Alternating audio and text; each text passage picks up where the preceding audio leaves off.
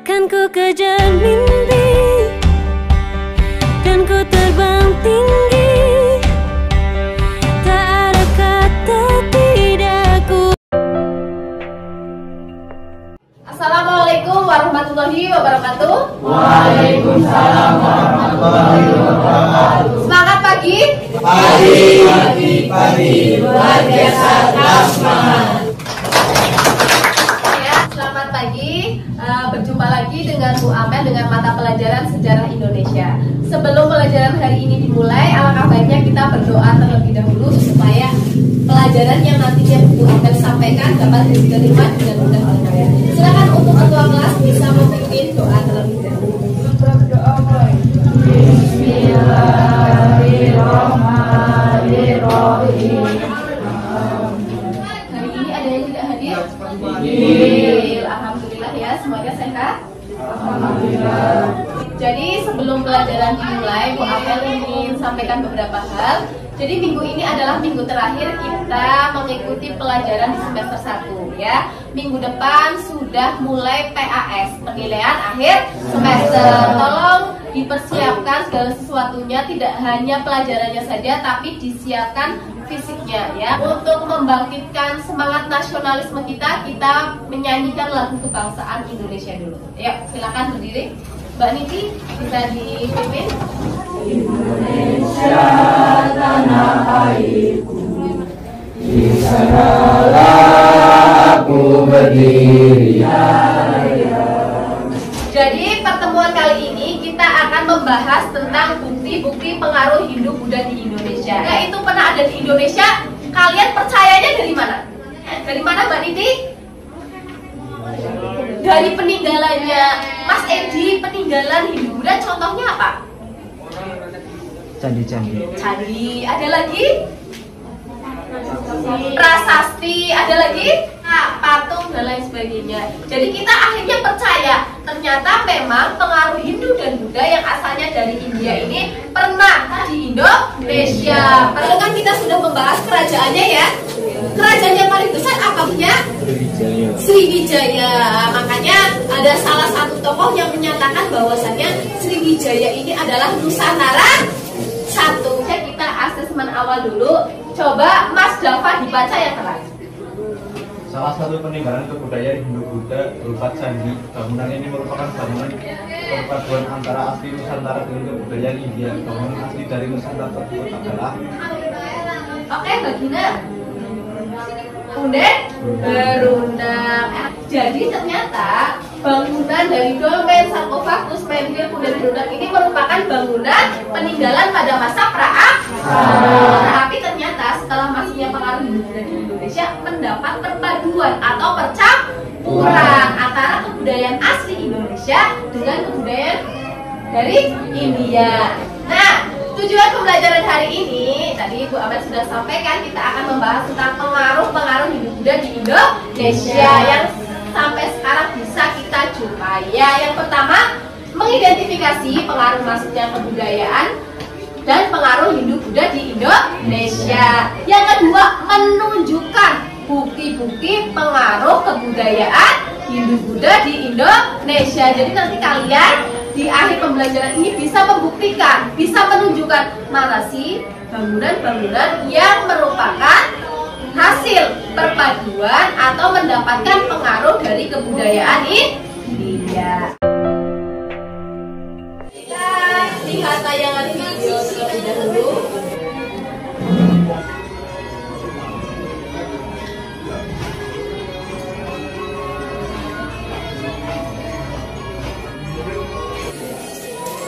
Jadi kita sudah menyaksikan tentang prosesi dari yang namanya mitoni.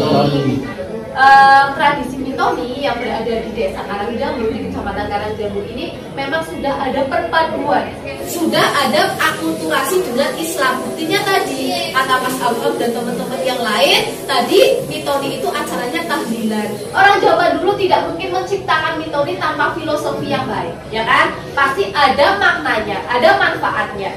Yang pertama adalah bahasa dan tulisan ya. Tadi di awal juga ada yang menyebutkan bahwasanya Indonesia dalam bahasa sudah terpengaruh dengan India. Bahasanya apa tadi? Sanskerta. Hurufnya Pallawa. Keempat ada agama dan sosial budaya. Ingat, pada masa praaksara mereka sudah mengenal sistem kepercayaan. Namanya apa? Animisme dan dinamisme. Nah, maksudnya pengaruh Hindu-Buddha, kepercayaannya hilang atau tidak? Tidak, bahkan masih berkembang sampai dengan sekarang. Orang-orang menganut agama Islam, agama Hindu, Buddha dan sebagainya, tetapi masih memegang teguh yang namanya kepercayaan animisme dan dinamisme. Selanjutnya kita akan memecahkan suatu masalah karena pembelajaran hari ini kita menerapkan problem based learning.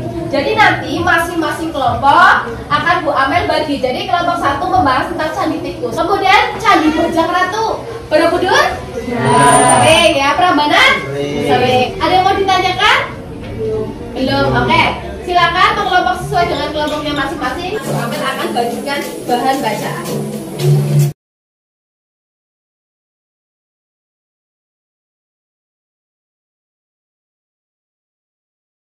Silakan dibaca terlebih dahulu, atau misal itu kan bacaannya cuma satu, yang lain bisa membuka HP cari tentang apa yang ada di masing-masing topik. Gimana, Mbak? Oke, ya. Cukup? Bisa berhadapan ya, Mbak? Kalian menjawab pertanyaan di suatu web namanya Padlet. Ini kan nggak asing ya. Kalian sering menggunakan Padlet. Nanti masing-masing kelompok salah satu mengisi permasalahan yang ada di Padlet. Jadi nanti kan satu kelompok ada 4 orang nih. Bagi tugas. 1, nanti siapa yang mempresentasi. 2, siapa yang mencari sumber. Kemudian siapa yang mengisi Padlet. Sebelumnya kalian bisa lihat di grup, Bu Amel sudah share link untuk mengisi permasalahan yang sudah Ibu Amel tampilkan. Jadi nanti kalian mengisi sesuai dengan topiknya masing-masing. Gimana?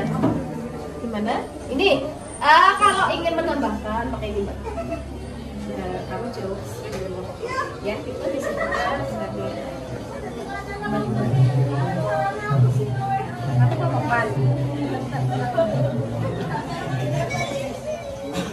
Ini kan kamu kelompok berapa? 3. Kamu tinggal klik 3.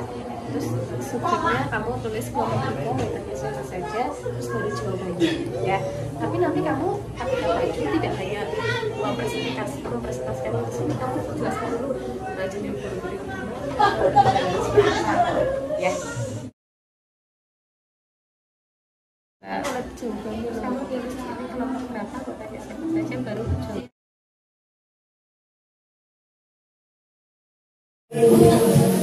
Bisa dilanjutkan dengan presentasi? Bisa?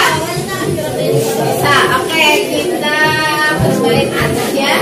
Kelompok mana silakan? Semuanya bisa menghadap ke depan lagi seperti semula. Kelompok 2. Assalamualaikum warahmatullahi wabarakatuh. Waalaikumsalam warahmatullahi wabarakatuh. Perkenalkan, saya Sisbiani dari kelompok 3 ingin mempresentasikan hasil kelompok 3.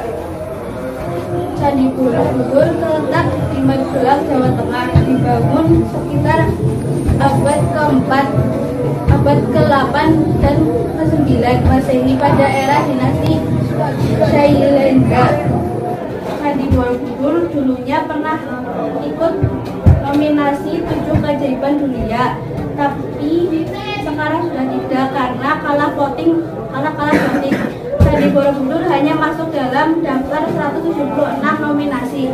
Namun Taman Nasional Komodo masuk ke dalam kandidat 7 keajaiban dunia karena keindahan alamnya sejak tahun 1977 dalam warisan alam dan warisan alam dunia. Demikian presentasi dari kelompok 3. Ada yang mau ditanyakan?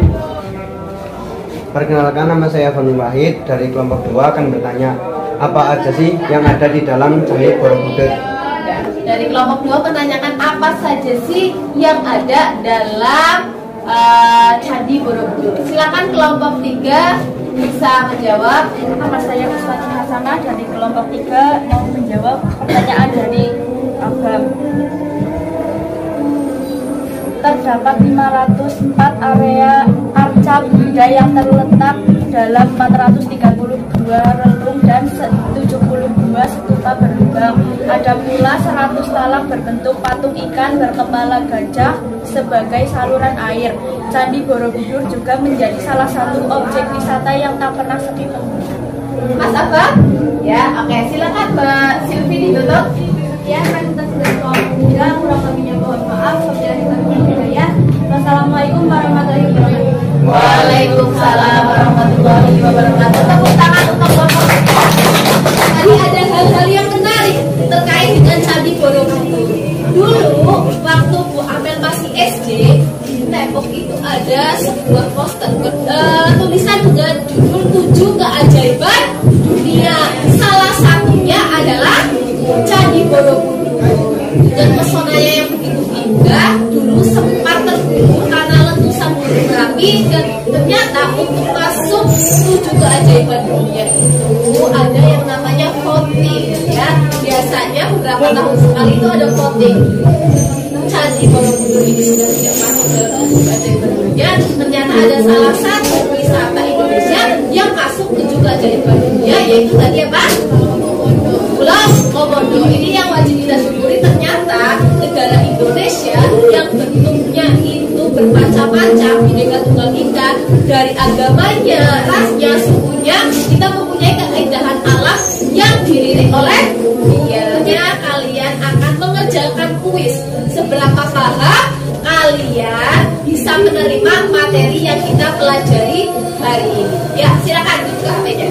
Silakan, ini ada 20 soal, kalian kerjakan dengan cara menarik yang di atas ini ke dalam bagian yang sesuai. Pertanyaannya yang mana?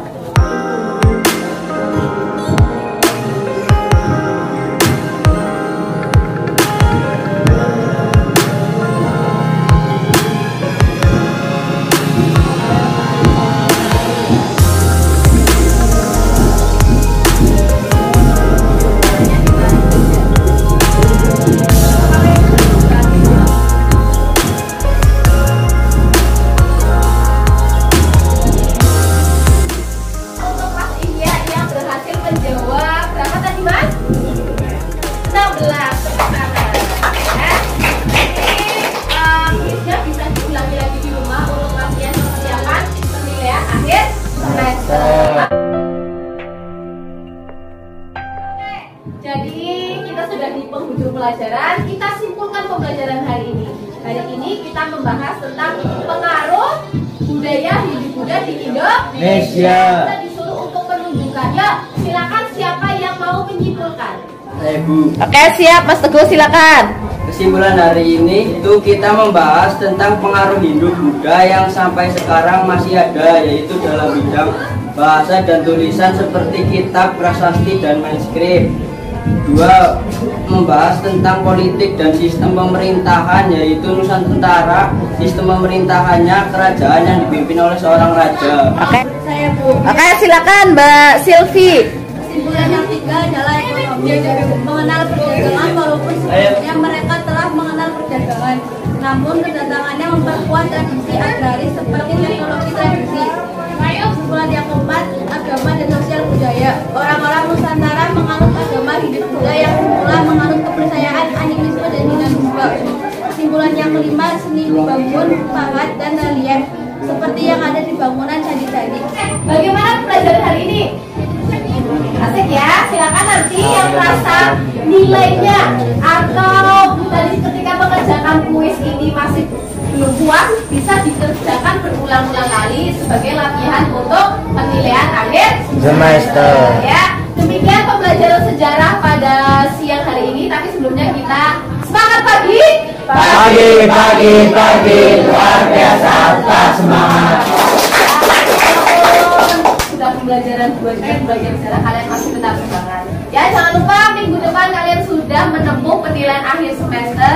Tetap jaga kesehatan, kemudian jangan lupa belajar. Sekian, terima kasih. Wassalamualaikum warahmatullahi wabarakatuh. Waalaikumsalam warahmatullahi wabarakatuh. Selamat siang. Siap.